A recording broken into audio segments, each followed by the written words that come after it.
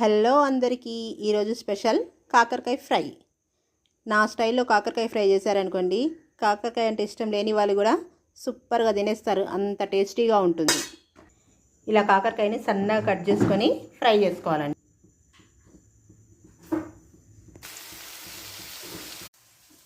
కాకరకాయ ఫ్రై అయ్యేలోపు మనం ఉల్లిగడ్డ, పచ్చిమిర్చి, కరివేపాకు ఇలా కట్ చేసి పెట్టుకోవాలండి.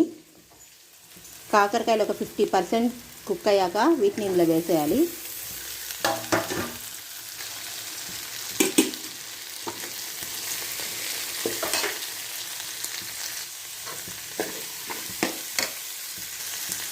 కొంచెం పసుపు కూడా వేసుకోవాలండి.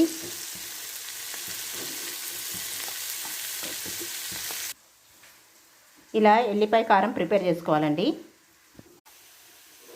ఇలా కాకరకాయలు మంచిగా వేగాక ఇందులోకి మనం ప్రిపేర్ చేసి పెట్టుకున్న ఎల్లిపాయ